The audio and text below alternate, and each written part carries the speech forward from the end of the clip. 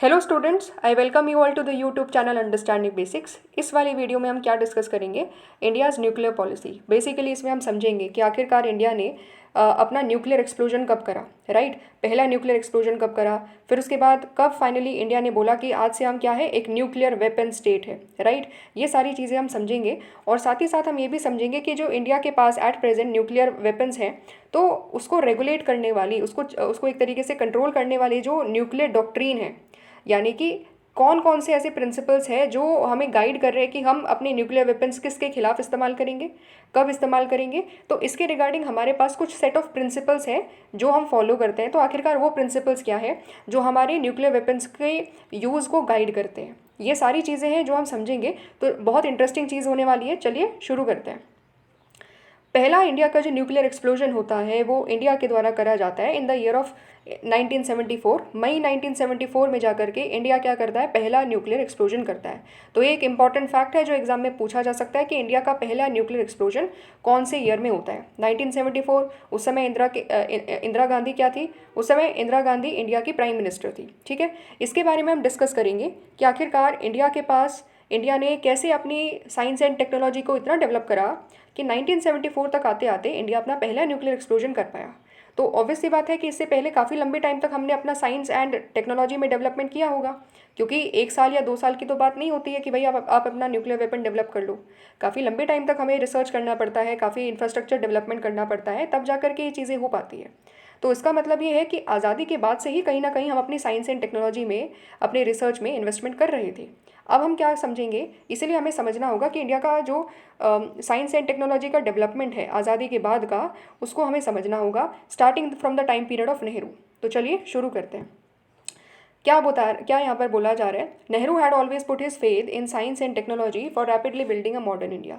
तो नेहरू का बहुत ज़्यादा विश्वास था, जो इंडिया के फर्स्ट प्राइम मिनिस्टर थे।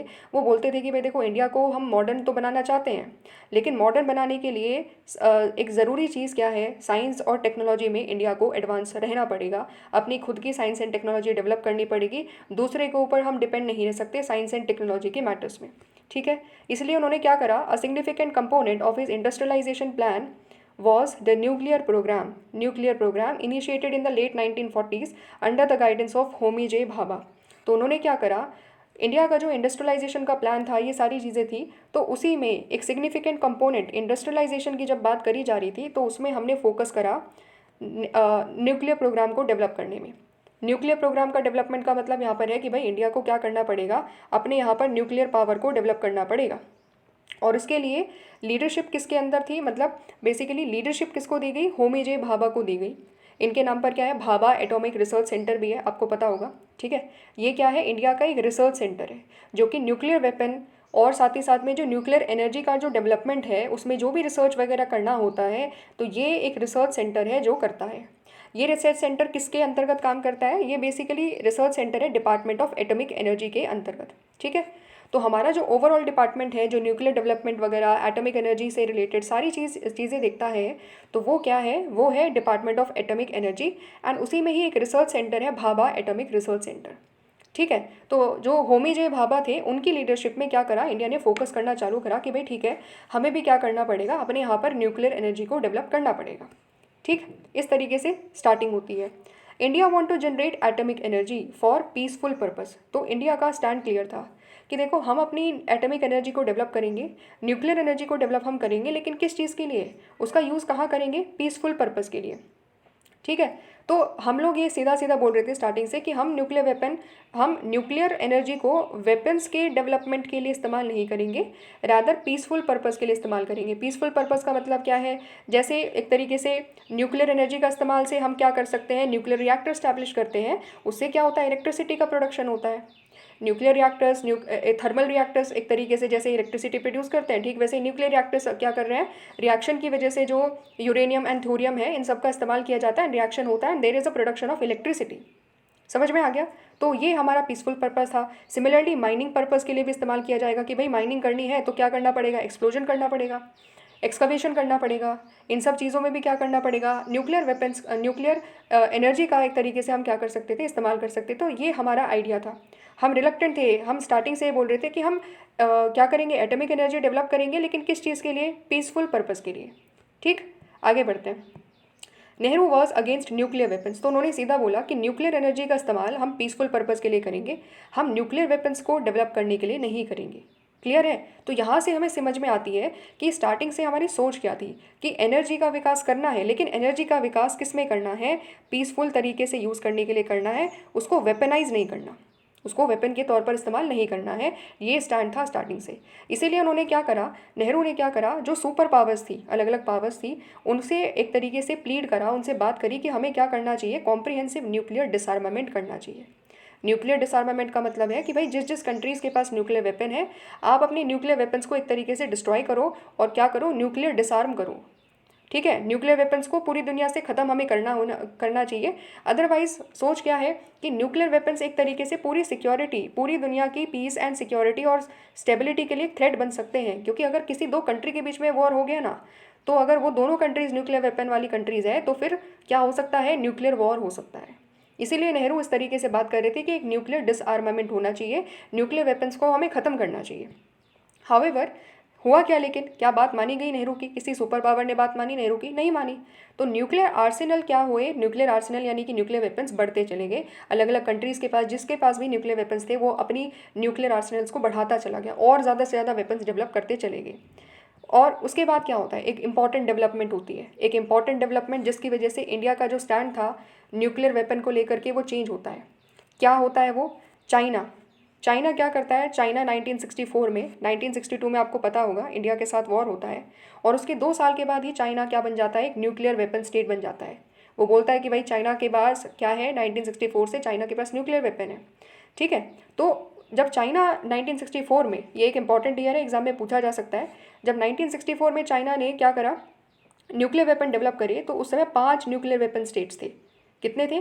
5 न्यूक्लियर वेपन स्टेट, जैसे कि US, USSR, UK, France and China. Right? तो ये क्या थे? ये 5 न्यूक्लियर वेपन स्टेट्स थे। ये 5 ऐसे स्टेट्स थे जिसके पास क्या थे, न्यूक्लियर वेपन थे। एंड साथ ही साथ में also the 5 permanent members of United nation security council. यही लोग क्या थे? यही लोग 5 परमानेंट मेंबर्स थे यूनाइटेड नेशन सिक्योरिटी काउंसिल के। नाम सुना होगा ना आपने, P5। राइट? P5 क्या है? P5 यानी कि permanent 5। United nation security council में जो परमानेंट 5 मेंबर्स है वो कौन है? वो यही है। यूएसएसआर की जगह आज के टाइम में क्या है? रशिया है। ठीक है, बाकी ये सारे मेंबर हैं। तो मतलब क्या है कि ये न्यूक्लियर वेपन भी है, न्यूक्लियर वेपन पावर भी है ये लोग, और साथ ही साथ में ये परमानेंट मेंबर्स भी है। तो इन्होंने क्या करा, जब चाइना ने अपना डेवलप कर लिया ना, उसके बाद इनको समझ में आया कि भाई अगर चाइना ने डेवलप कर लिया तो चाइना को देख करके हो सकता है भारत भी डेवलप करे, कोई और दूसरी कंट्री भी डेवलप करे अपने न्यूक्लियर वेपन्स को। तो उन्होंने क्या करा, फटाफट से क्या करा, उन्होंने बोला कि एक तरीके से न्यूक्लियर नॉन प्रोलिफरेशन ट्रीटी लानी चाहिए।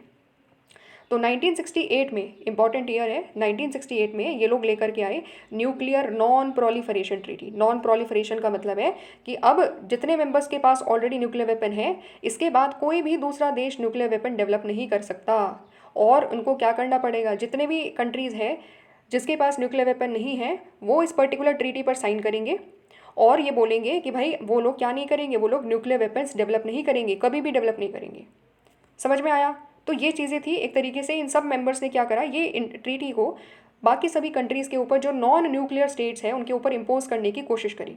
लेकिन इंडिया ने क्या बोला, इंडिया ने बोला अच्छा बेटा तुम लोग बहुत चालाक हो, तुम लोग क्या समझते हो कि न्यूक्लियर टेक्नोलॉजी या न्यूक्लियर वेपन केवल तुम ही लोग बना सकते हो, और क्योंकि तुम लोगों ने न्यूक्लियर पावर एक तरीके से गेन कर लिया है और तुम लोग इसके बाद ये कह रहे हो कि बाकी कोई और न्यूक्लियर वेपन डेवलप नहीं करेगा, तो तुम लोग हम लोगों को क्या पागल समझते हो? इस तरीके से मतलब हम लोगों को समझ में आ गया कि भाई तुम लोग क्या कर रहे हो, बहुत डिस्क्रिमिनेशन कर रहे हो। तुम लोग क्या कर रहे हो, डिस्क्रिमिनेशन कर रहे हो। मतलब तुम लोग क्या हो, क्या तुम लोग स्पेशल पावर हो, या बहुत ज़्यादा कुछ स्पेशल कंट्रीज़ हो जिनके पास कुछ स्पेशल राइट्स है, और बाकी सारी की सारी जो कंट्रीज़ है, क्या उनके पास कोई इक्वालिटी का स्टेटस नहीं है?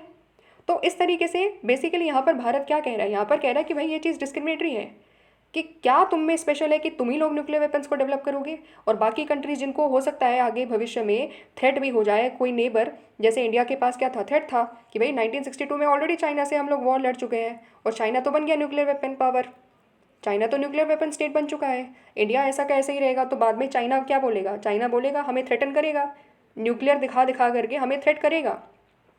तो हमको ये चीज़ समझ में आ गई कि ये कर क्या रहे हैं ये लोग। ये पाँचों के पाँचों जो एक तरीके से अपने आप को बहुत ज़्यादा चालाक समझते हैं, ये लोग कर क्या रहे हैं वो हमें समझ में आ गया। इसलिए इंडिया ने क्या बोला कि ये एनपीटी ना ये बहुत ज़्यादा डिस्क्रिमिनेटरी है एंड हम साइन नहीं करने वाले इस चीज़ पर। तो इंडिया ने सीधा सीधा रिफ्यूज़ कर दिया कि आप लोग क्या कर रहे हो, आप लोग डिस्क्रिमिनेशन कर रहे हो एंड हम लोग इस चीज़ पर साइन नहीं करेंगे। इसलिए एनपीटी क्या इंडिया ने साइन करी? नहीं साइन करी। हमने बोला कि भाई हम साइन नहीं करने वाले because it is going to be a discriminatory policy. ठीक है, फिर उसके बाद क्या होता है, जब देखो जब चाइना जिसके साथ अभी अभी वॉर हुआ है 1962 में और वो 2 साल के बाद ही न्यूक्लियर वेपन स्टेट बन जाता है, तो इंडिया को भी समझ में आता है कि ये जो हमारा स्टैंड है स्टार्टिंग से कि हम पीसफुल यूज़ के लिए इस्तेमाल करेंगे और हम लोग मतलब एक तरीके से अपने यहाँ पर न्यूक्लियर वेपन को डेवलप नहीं करेंगे या ये सारी चीज़ें नहीं करेंगे, अपने यहाँ पर न्यूक्लियर पावर्स को, न्यूक्लियर एक्सप्लोजन को एक तरीके से डेवलप नहीं करेंगे। ये चीज़ें कहीं ना कहीं हमें समझ में आने लगी कि हमें कुछ ना कुछ तो करना पड़ेगा, अपने यहाँ पर भी क्या करना पड़ेगा, न्यूक्लियर एक्सप्लोजन करना पड़ेगा, न्यूक्लियर पावर का डेवलपमेंट करना पड़ेगा। इस तरीके से हमें समझ में आई। तो हमने क्या करा, हम अपना एटॉमिक एनर्जी तो डेवलप कर ही रहे थे स्टार्टिंग से, लगभग 1940s 1950s के ऑनवर्ड से। धीरे धीरे उसके बाद हमने इस चीज़ को और ज़्यादा तेज़ करा और फाइनली क्या होता है 1974 में इंडिया पहला अपना न्यूक्लियर एक्सप्लोजन करता है।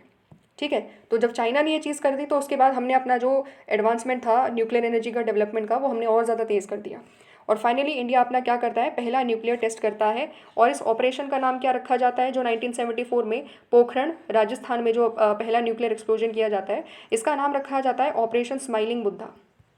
Operation smiling Buddha.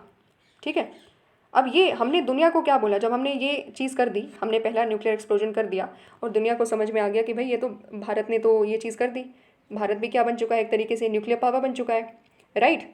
तो फिर उसके बाद क्या होता है, इंडिया ने बोला कि देखो भले ही हम लोगों ने अपने यहाँ पर न्यूक्लियर एक्सप्लोजन कर दिया हो, लेकिन इंडिया ने अपना वही स्टैंड बना करके रखा कि ये हमारा एक पीसफुल एक्सप्लोजन है। मतलब क्या है पीसफुल एक्सप्लोजन का मतलब क्या है, that India argued that it was committed to the policy of using nuclear power only for the peaceful purpose. हमने दुनिया को तब बोला कि इंडिया ने न्यूक्लियर पावर डेवलप कर ली, लेकिन इंडिया अपनी न्यूक्लियर पावर का इस्तेमाल केवल पीसफुल पर्पस के लिए करेगा। हमने दुनिया के सामने ये नहीं बोला, क्लियरली ये नहीं बोला कि हम वेपन के तौर पर न्यूक्लियर पावर को इस्तेमाल करेंगे। हमने तब भी अपना स्टैंड क्या बना करके रखा है, 1974 में अपना स्टैंड ये बोला है कि हमने न्यूक्लियर पावर का डेवलपमेंट कर लिया है, लेकिन किस चीज़ के लिए, पीसफुल पर्पस के लिए। पीसफुल पर्पस का मतलब क्या है, सेम वही माइनिंग वगैरह करना है रिसोर्सेज का, तो उसमें एक्सकवेशन करना पड़ेगा एक तरीके से, उनको निकालने के लिए तो हम अपनी जो न्यूक्लियर वेपन है उसका इस्तेमाल करेंगे, उस फोर्स का इस्तेमाल करेंगे। इलेक्ट्रिसिटी जनरेशन की बात आ जाती है तो उसका इस्तेमाल करेंगे। तो जो भी पीसफुल पर्पस हो सकते हैं उसमें हम न्यूक्लियर पावर्स का इस्तेमाल करेंगे एंड हम इससे न्यूक्लियर वेपन को डेवलप करने की बात नहीं कर रहे थे। समझ में आ गया। तो ये चीज़ हमने 1974 में बता दी कि हम बन चुके हैं, न्यूक्लियर पावर एक तरीके से हमारे पास भी आ गई है। अब केवल ऐसा नहीं है केवल 5 कंट्रीज़ के पास में भी है, हमारे पास में भी है अब। लेकिन हम इसको क्या कर रहे हैं, हम बता रहे हैं कि देखो हम पीसफुल तरीके से ही इसको यूज़ करेंगे, वेपन्स के डेवलपमेंट के मैकेनिज्म के तौर पर इसको यूज़ नहीं करेंगे। ठीक है, अब यहाँ पर सवाल उठ सकता है, क्या सवाल उठ सकता है भाई, कि आज तो इंडिया एक न्यूक्लियर वेपन स्टेट है, आज तो इंडिया के पास क्या है, न्यूक्लियर वेपन है, और इंडिया बोलता है कि हाँ भाई हम लोग क्या एक न्यूक्लियर वेपन स्टेट है और हम अपनी न्यूक्लियर एनर्जी का इस्तेमाल, न्यूक्लियर पावर का इस्तेमाल वेपन डेवलप करने के लिए करते हैं। ठीक है, तो ये इंडिया न्यूक्लियर वेपन स्टेट कब बना, 1974 के बाद कब बना, तो वो चीज़ कब होती है, वो चीज़ 1998 में होती है। ठीक है, इसको समझ लो और फिर उसके बाद हम लोग इसको डिटेल में डिस्कस करेंगे। पहले ये वाला हम लोग जो ये वाला जो बॉक्स है उसको समझेंगे और फिर उसके बाद वापस जाएंगे। तो क्योंकि ये पूरा का पूरा न्यूक्लियर के बारे में ये चीज़ें हैं, इसलिए पहले इसको समझेंगे फिर उसके बाद दूसरे टॉपिक की तरफ चलेंगे। तो होता क्या है, 1974 में तो बोल दिया कि भाई न्यूक्लियर स्टेट हम लोग एक तरीके से बन चुके हैं, लेकिन पीसफुल पर्पज़ के लिए हम लोग अपनी न्यूक्लियर पावर का इस्तेमाल करेंगे। 1998 में जाकर इंडिया क्या करता है, इंडिया 5 न्यूक्लियर टेस्ट करता है। कितने, लगातार 5 न्यूक्लियर टेस्ट करते हैं। ठीक है, उसके बाद इंडिया बोलता है कि आज से इंडिया क्या है, न्यूक्लियर वेपन स्टेट है। ठीक है, न्यूक्लियर वेपन स्टेट, वेपन का मतलब क्या है कि भाई हमने बता दिया दुनिया को कि अब जो हम अपनी न्यूक्लियर पावर का इस्तेमाल करेंगे वो वेपन्स बनाने के लिए करेंगे। आज से हमारे पास भी न्यूक्लियर वेपन है।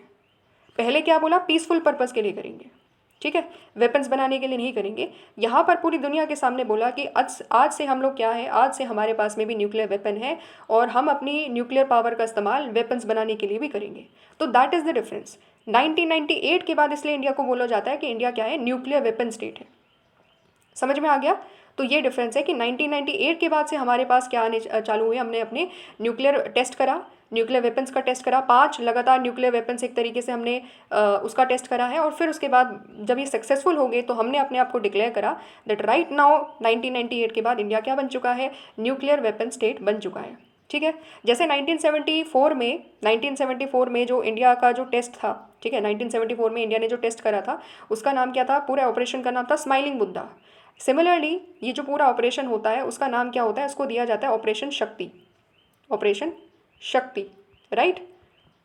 और ये जितने भी हमने न्यूक्लियर टेस्ट करे हैं, 5 टेस्ट करे हैं, उनका इंडिविजुअल का नाम है शक्ति 1, शक्ति 2, शक्ति 3, शक्ति 4, शक्ति 5, इस तरीके से हमने नाम दिए।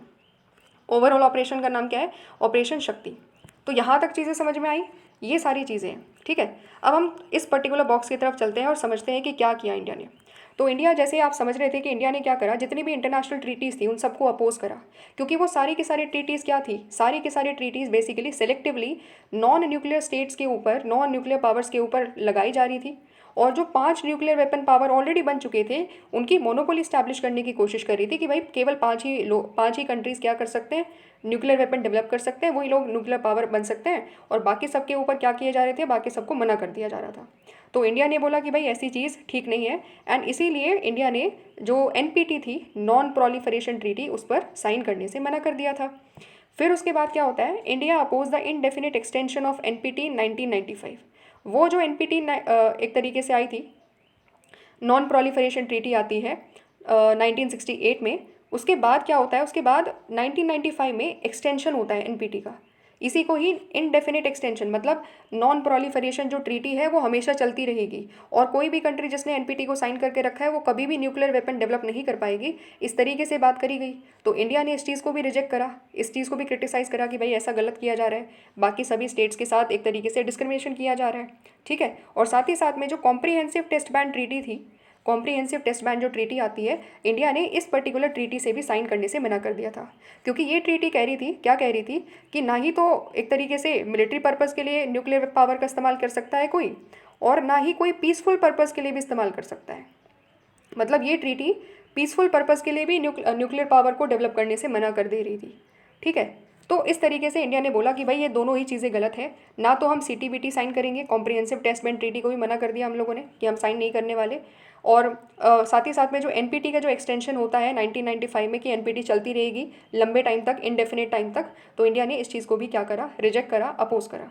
ठीक है, फिर फाइनली क्या होता है, 1998 में बहुत सारे हम क्या करते हैं, 5 न्यूक्लियर टेस्ट हम लोग करते हैं, एंड पूरी दुनिया को दिखाते हैं कि हमारे पास में भी क्या है, न्यूक्लियर एनर्जी है, और वो न्यूक्लियर एनर्जी हम किस लिए इस्तेमाल कर रहे हैं आज से, मिलिट्री पर्पज़ के लिए। बहुत हो गया पीसफुल पर्पज़ को बताना कि ठीक है भाई 1974 में तो बता दिया कि हम पीसफुल पर्पज़ के लिए इस्तेमाल कर रहे थे, अब हमने बोल दिया सीधा सीधा दुनिया को कि हम क्या करेंगे, मिलिट्री पर्पज़ के लिए इस्तेमाल करेंगे अपनी न्यूक्लियर वेपन्स को, राइट, न्यूक्लियर पावर को।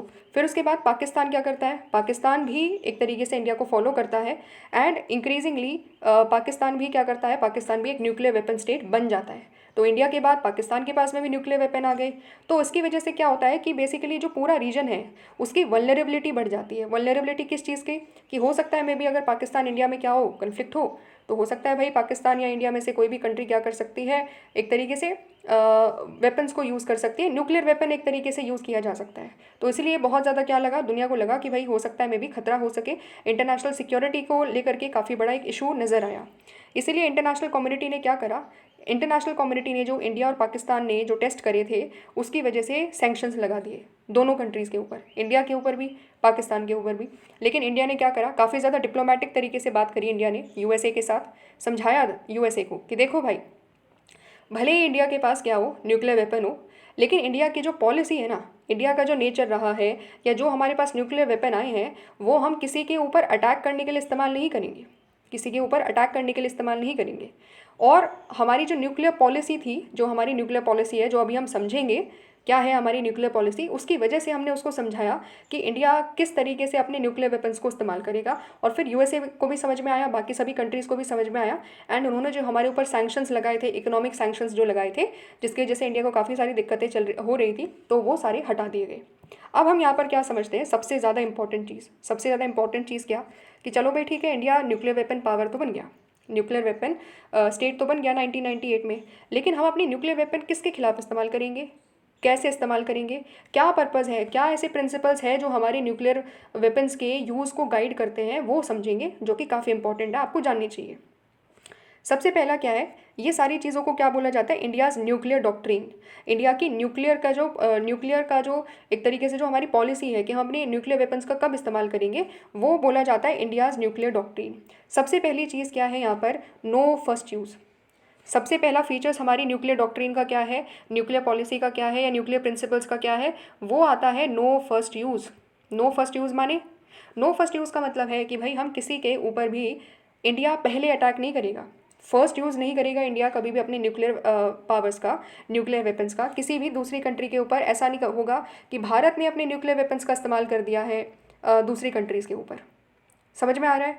तो फिर अगर नो फर्स्ट यूज़ है तो इसका मतलब क्या है कि क्या फिर इंडिया का एक्चुअली में पॉलिसी क्या है, इंडिया का एक्चुअली में पॉलिसी है क्रेडिबल मिनिमम डिटरेंस का। पहली चीज़ क्या है कि हम किसी भी दूसरी कंट्री के ऊपर पहले अटैक नहीं करेंगे।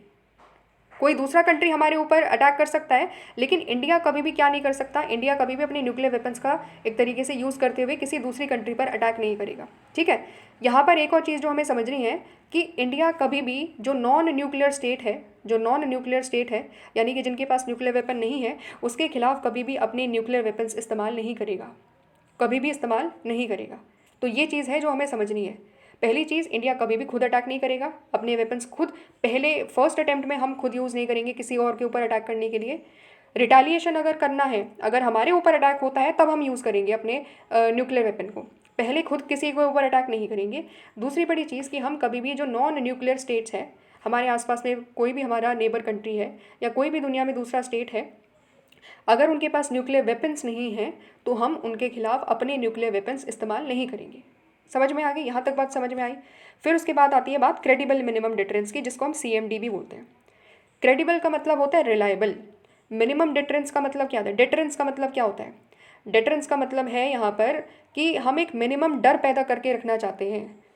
कोई भी ऐसा कंट्री जिसके पास न्यूक्लियर वेपन है, हम उसको क्या करेंगे, अगर वो हमारे ऊपर अटैक करता है, क्योंकि इंडिया ने तो बोल दिया कि भाई हम तो अटैक नहीं करेंगे पहले, अगर कोई दूसरा न्यूक्लियर कंट्री हमारे ऊपर अटैक करता है तो हम ये बोल रहे हैं कि हमारे पास है क्रेडिबल मिनिमम न्यूक्लियर डिटरेंस, यानी कि हमारे पास इतने न्यूक्लियर वेपन्स हैं कि अगर तुमने हमारे ऊपर अटैक करा तो हम पूरे स्ट्रॉन्ग तरीके से रिटेलिएशन करेंगे।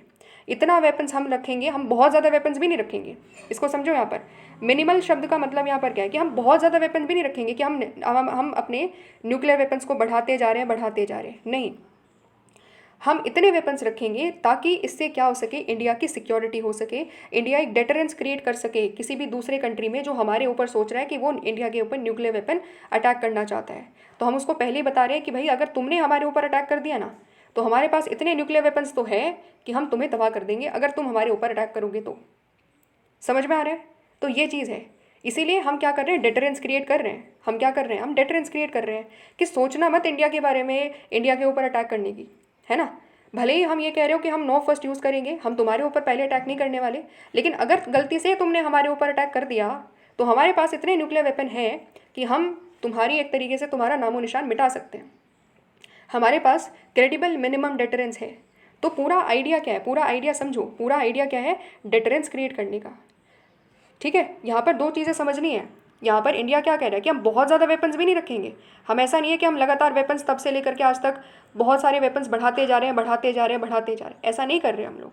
लेकिन हाँ, हमारे पास इतने ज़रूर है कि अगर फ्यूचर में हमारे ऊपर कोई अटैक होता है तो हम उसका जवाब बहुत अच्छे तरीके से दे सकते हैं।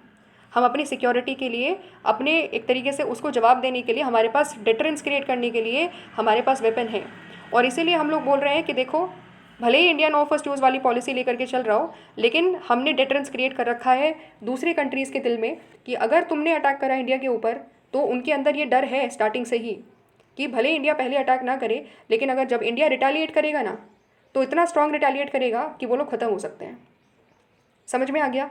तो ये आइडिया है। अब इसके पीछे एक और चीज़ है। तो ये हमने समझ लिया, नो फर्स्ट यूज़ का आइडिया समझ लिया, क्रेडिबल मिनिमम डिटरेंस समझ लिया। तीसरी इंपॉर्टेंट चीज़ क्या है, इंडिया रिट्रीट कर रहा है। क्या रिट्रीट कर रहा है?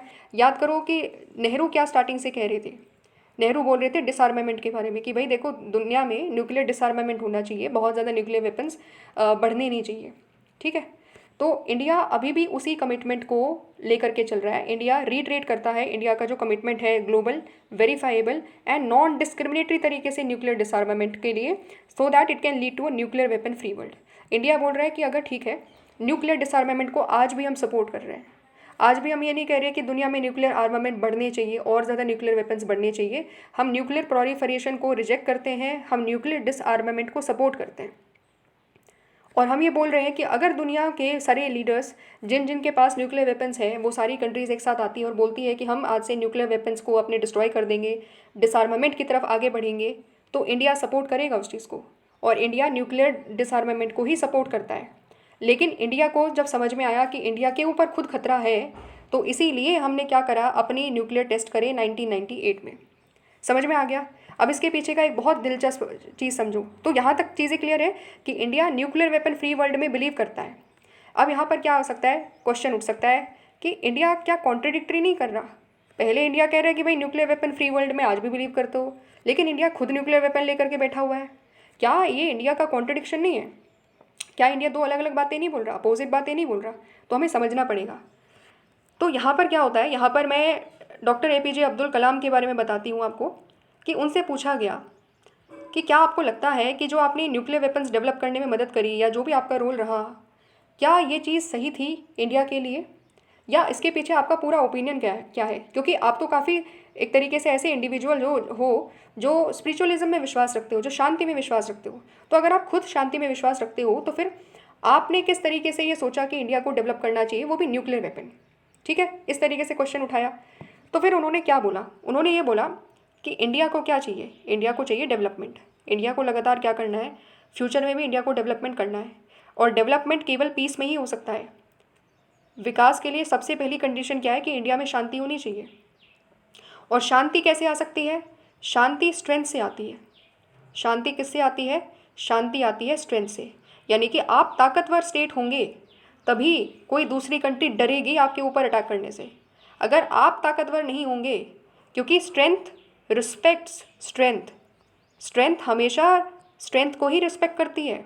वो ये नहीं देखती कि आप नॉन वायलेंस के प्रिंसिपल पर चल रहे हो, आप एक तरीके से पीस वाली प्रिंसिपल्स पर चल रहे हो। कोई ये नहीं देखने वाला कि भारत का प्रिंसिपल क्या है। प्रिंसिपल नहीं चलता यहाँ पर। इंटरनेशनल सिनेरियो में प्रिंसिपल्स नहीं चलते हैं, रियलिज्म चलता है। और रियलिज्म क्या कहता है कि स्ट्रेंथ रिस्पेक्ट स्ट्रेंथ। ठीक है, मतलब सिंपल सी बात है, आपके ऊपर किसी ने अटैक करा, या आपके ऊपर कोई सोच रहा है कि आपके ऊपर अटैक करे या आपको मारे या पीटे, तो अगर आपकी स्ट्रेंथ बहुत ज़्यादा है ना, तो वो डरेगा वो चीज़ करने से। ठीक है, वो बहुत, उसको लगेगा कि यार अगर मैंने अटैक कर दिया ना, तो वो मुझसे भी ज़्यादा पावरफुल है, अगर मैंने अटैक कर दिया तो मैं तो गया। राइट, सेम टू सेम चीज़ इंटरनेशनल सिनेरियो में भी है कि अगर हम इंडिया अपना डेवलपमेंट लगातार करते रहना चाहता है, इंडिया को चाहिए पीस, और पीस के लिए ज़रूरी है स्ट्रेंथ। इंडिया को स्ट्रेंथ अपनी बना करके रखनी पड़ेगी, क्योंकि पीस तभी आप कर सकते हो ना जब आपकी सिक्योरिटी सिक्योर हो, आपके पास सिक्योरिटी हो।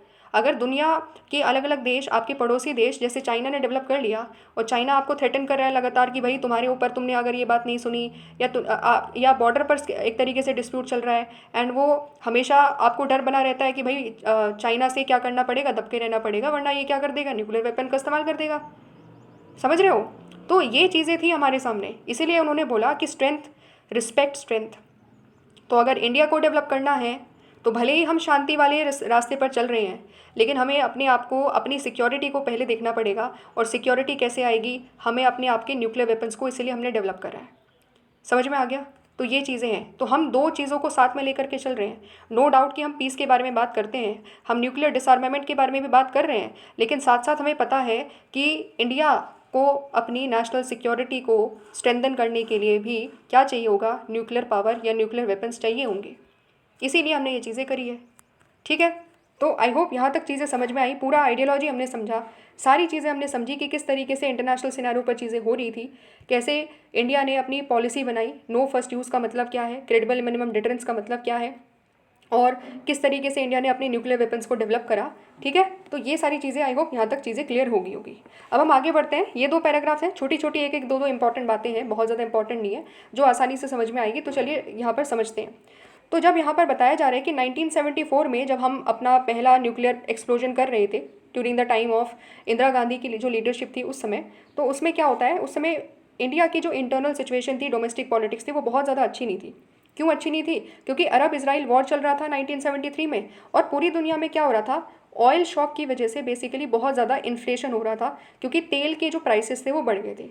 आप देखोगे कि जब भी तेल के प्राइसेस बढ़ जाते हैं तो पूरी दुनिया में महंगाई हो जाती है, क्योंकि जो भी इम्पोर्ट हो रहा है, एक्सपोर्ट हो रहा है, वो सब ऑयल के बेसिस पर हो रहा है, सब कुछ ऑयल के बेसिस पर हो रहा है। ठीक है, तो जब ऑयल ही महंगा हो जाता है तो ऑब्वियस सी बात है इम्पोर्ट एक्सपोर्ट बढ़ जाएगा, सारी चीज़ें महंगी हो जाएगी, है ना। आप खुद देखते हो जैसे भारत में भी क्या होता है कि जब भी तेल महंगा हो जाता है तो उसके बाद सबसे बड़ी दिक्कत क्या आती है कि जो भी गुड्स ट्रांसपोर्टेशन करना है, ट्रक्स के ज़रिए भेजना है या किसी और तरीके से भेजना है, तो उसमें क्या हो जाता है कि जब तेल ही महंगा हो जाता है तो उसका भी कॉस्ट बढ़ जाता है, हर चीज़ महंगी हो जाती है। तो उस समय यही चल रहा था, क्योंकि अरब क्या है, अरब का जो रीजन है वो ऑयल एक तरीके से पूरी दुनिया को सप्लाई करता है। तो जब वहाँ पर वॉर चल रहा है तो उसकी वजह से पूरी दुनिया का ऑयल सप्लाई कम हो गया, महंगाई हो गई एक तरीके से, तेल महंगा हो गया। इसकी वजह से इंडिया में भी इम्पैक्ट पड़ा, इंडिया में भी इकोनॉमिक टर्माइल चल रहा था एंड इंडिया में हाई इन्फ्लेशन चल रहा था। और इसकी वजह से इंडिया में क्या हो रहा था कि भारत देश में बहुत सारे लोग, मतलब इंडिया लेवल, पूरे लेवल पर बहुत ज़्यादा एजिटेशन होने लगी, लोग सड़कों पर उतरने लगे कि बहुत ज़्यादा महंगाई है, अनएम्प्लॉयमेंट बहुत ज़्यादा है। तो इंदिरा गांधी की गवर्नमेंट के सामने बहुत ज़्यादा बड़ा चैलेंज आ गया। और जैसे नेशन वाइड रेलवे स्ट्राइक भी होती है, और फिर उसके बाद क्या होता है 1975 में इमरजेंसी वगैरह का सिचुएशन है। ये सारी चीज़ें हम डिटेल में समझेंगे, कब पढ़ेंगे, चैप्टर 6 में। ठीक है, तो ये सिचुएशन बताई गई है कि उस समय इंटरनल सिचुएशन इंडिया की कैसी थी। जब हम अपनी न्यूक्लियर एक्सप्लोजन कर रहे थे उस समय इंडिया की जो सिचुएशन थी इंटरनल या डोमेस्टिक पॉलिटिक्स, वो कैसी थी। आगे बढ़ते हैं, आगे क्या बताया गया है, आगे बताया गया है कि there are minor differences among the political parties about how to conduct external relations. Indian politics is generally marked by a broad agreement among the parties on the national integration, protection of international boundaries, and on the question of national interest. Therefore, what we find is that in the course of decade between 1962 and 1971, when India faced three wars, or even later, when different parties came to power from time to time, foreign policy has played only a limited role in party politics. एक साथ मैंने इसलिए पढ़ दिया क्योंकि आपको केवल जानना है कि यार यहाँ पर क्या बोला गया है। यहाँ पर एक सिंपल सी बात बोली गई है कि इंडिया में हर समय पर क्या होता है, अलग अलग पॉलिटिकल पार्टीज़ होती है सेंटर पे। ठीक है, लेकिन भले ही पॉलिटिकल पार्टीज़ अलग क्यों ना हो, ये जो पार्टी पॉलिटिक्स होती है ना, पार्टी पॉलिटिक्स का फॉरेन पॉलिसी पर रोल बहुत लिमिटेड होता है। पार्टी पॉलिटिक्स का फॉरेन पॉलिसी पर जो रोल होता है वो काफ़ी लिमिटेड होता है।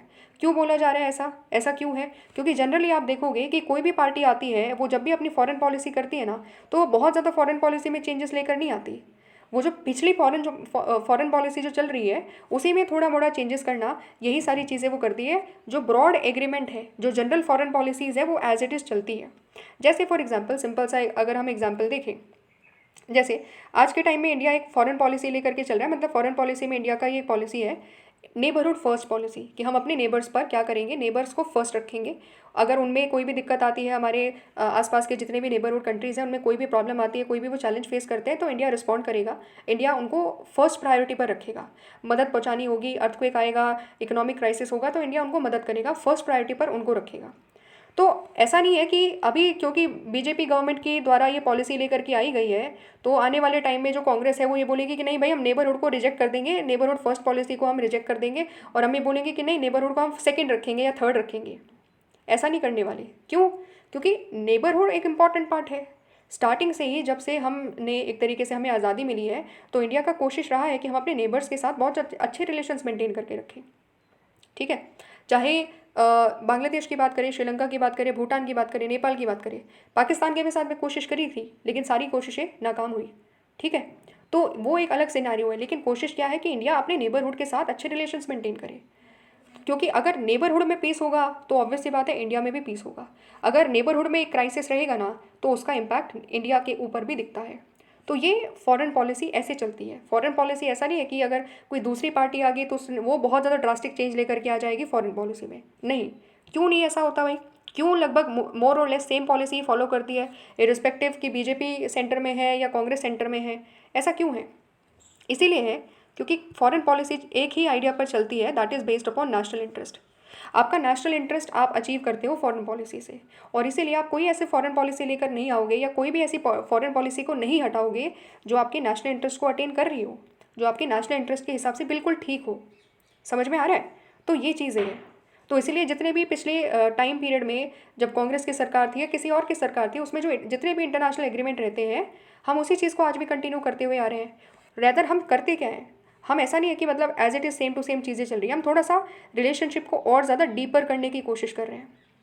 कि पहले अगर इकोनॉमिक रिलेशंस पर ज़्यादा फोकस कर रहे थे, तो आज के टाइम में हम जो पॉलिटिकल रिलेशन है, डिप्लोमेसी है, उस पर ज़्यादा फोकस कर रहे हैं। People to people connection build करने में फोकस कर रहे हैं कि भाई पहले ज़्यादा इकोनॉमिक पर कर रहे थे, अब क्या करेंगे, सॉफ्ट पावर को डेवलप करेंगे।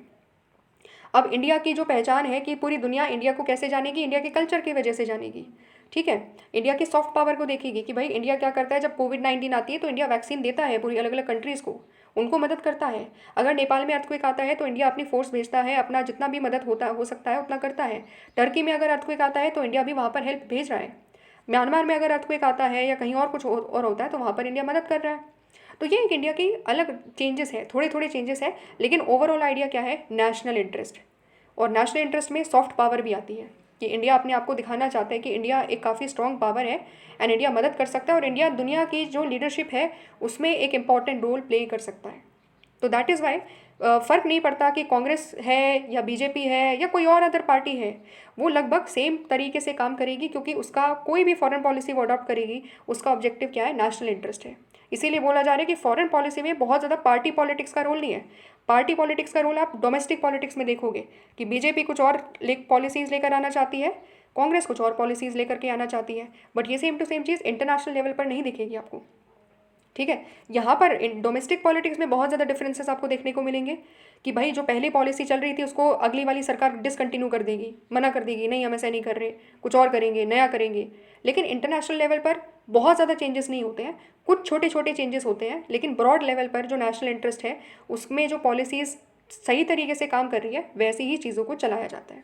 ठीक है, तो इस तरीके से ये वाला जो पूरा का पूरा जो टॉपिक है, काफ़ी ब्रॉड तरीके से हमने चीज़ों को कवर करा, अंडरस्टैंड करा, आइडिया को समझा, एनालाइज करा चीज़ों को कि क्या थी कंडीशन, इंडिया ने कैसे अपना स्टैंड चेंज करा, और एट प्रेजेंट इंडिया का स्टैंड क्या है न्यूक्लियर पॉलिसी को लेकर के, और नेशनल सिक्योरिटी कितना ज़्यादा इंपॉर्टेंट है इंडिया के लिए, और उसके लिए किस तरीके से हमने अपने आप को न्यूक्लियर वेपन स्टेट बनाया। ये सारी चीज़ें हमने समझी। मिलते हैं नेक्स्ट वीडियो में, जहाँ पर हम ये जो लास्ट बॉक्स दिया हुआ है, shifting alliances and world politics, उसको कवर करेंगे। Right, thanks for watching.